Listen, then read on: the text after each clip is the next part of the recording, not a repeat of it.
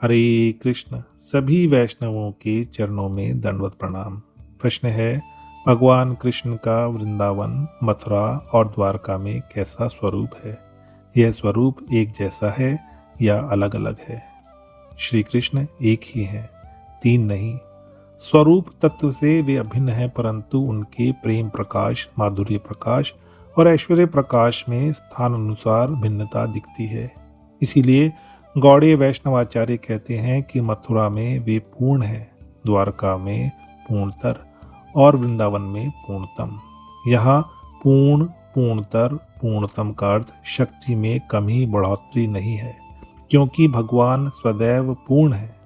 अर्थ यह है कि कहाँ उनका ऐश्वर्य अधिक प्रकट है, कहाँ उनका माधुर्य अधिक प्रकट है और कहाँ प्रेम की चरम अवस्था दिखाई देती है। वृंदावन में उनकी माधुर्य प्रधान, अंतरंग, सहज, निसंकोच, सर्वाधिक निकटता वाली लीला प्रकट होती है। मथुरा और द्वारका में ऐश्वर्य भाव अधिक प्रकट होता है। तत्व से एक ही कृष्ण है, भेद स्वरूप का नहीं, प्रकाश का है। गौड़ीय सिद्धांत में यही बात लघु भागवतामृत और चैतन्य चरित्रामृत दोनों में आती है। कृष्ण का स्वयं रूप, तदेकात्मक रूप, प्रकाश आदि भेद बताए गए हैं और लघु भागवतामृत में प्रकाश की परिभाषा देते हुए द्वारका का उदाहरण दिया गया है कि वही एक कृष्ण एक ही समय में प्रत्येक महल में प्रकट होते हैं, अर्थात अनेक कृष्ण नहीं, एक ही कृष्ण के अनेक प्रकाश हैं।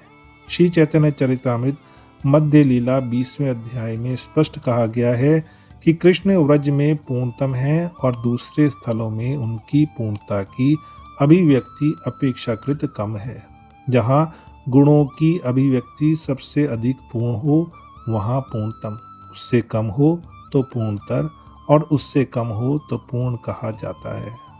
वृंदावन में श्री कृष्ण पूर्णतम क्यों है? क्योंकि वृंदावन में श्री कृष्ण की भगवत्ता छिपी रहती है और माधुर्य, आत्मीयता, सहजता सबसे अधिक प्रकट होती है।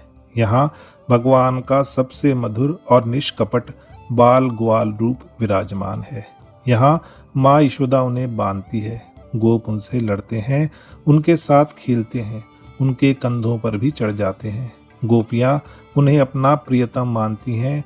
किसी का भी व्यवहार यह भगवान है वाली भावना से नहीं है। यही व्रज की विशेषता है। चैतन्य चरित्रामृत में भक्ति रसामृत सिंधु का उदाहरण है कि ग्वाल बालों के साथ श्री कृष्ण की शोभा पूर्णतम को प्राप्त करती है, अर्थात व्रज की सख्य माधुर्य पूर्ण संगति उनके सौंदर्य और लीला की पराकाष्ठा है। भगवान श्री कृष्ण ने वृंदावन में सभी असुरों, पूतना, बकासुर, अघासुर, तृणावत आदि का संहार बिना किसी अस्त्र शस्त्र के केवल अपनी बाल लीला से कर दिया।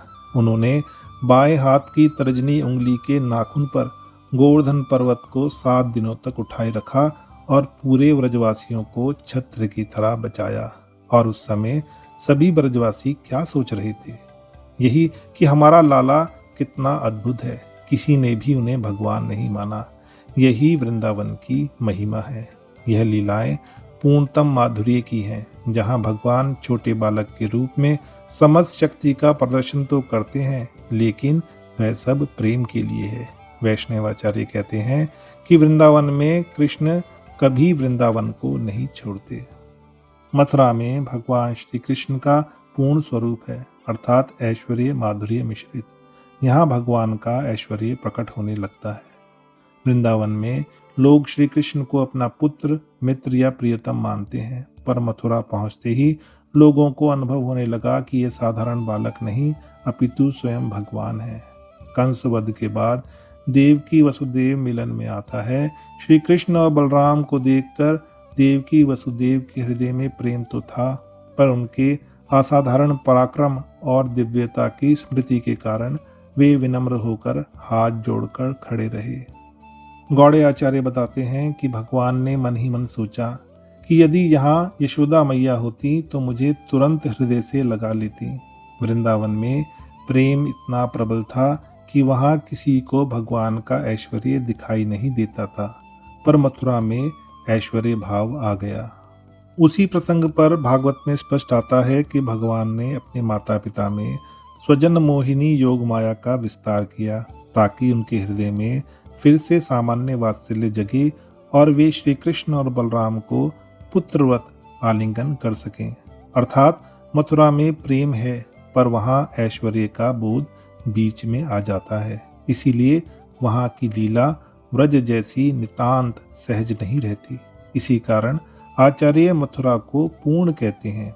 यहाँ श्री कृष्ण की पूर्णता है पर व्रज जैसी छिपी हुई सहज सर्वग्रासी माधुर्य पूर्णता नहीं है। द्वारका में भगवान श्री कृष्ण का पूर्णतर स्वरूप है, अर्थात ऐश्वर्य प्रधान राजसी वैभव। द्वारका में श्री कृष्ण का ऐश्वर्य और वैभव मथुरा की अपेक्षा अधिक विकसित रूप में प्रकट होता है।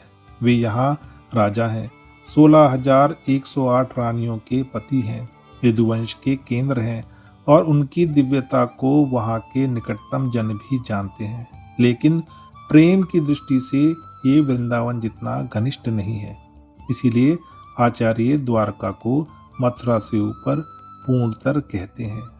लघु भागवतामृत में द्वारका का विशेष उदाहरण दिया गया है कि द्वारकावती में श्री कृष्ण प्रत्येक महल में प्रत्यक्ष प्रकट होते हैं।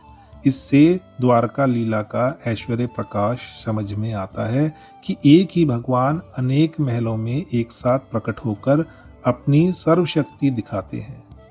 लेकिन जैव धर्म यह भी बताता है कि रस क्रम में शांत, दास्य, सख्य, वात्सल्य, माधुर्य और फिर माधुर्य के भीतर भी पारकीय भाव सखिया भाव से श्रेष्ठ है।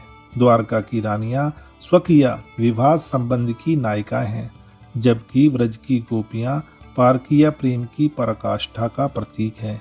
इसीलिए द्वारका की महिमा बहुत बड़ी होते हुए भी व्रज उससे ऊपर माना गया है। एक बार भगवान श्री कृष्ण ने नारद जी के सामने सरदर्द होने की लीला की। कोई वैद्य उपचार नहीं कर पाया। तब भगवान बोले, यदि किसी वैष्णव भक्त के चरण रज मिल जाए तो मेरा कष्ट दूर हो सकता है। भगवान की 16,108 रानियां रुक्मणी, सत्यभामा, जामवंती आदि में से किसी ने भी अपने चरणों की रज नहीं दी।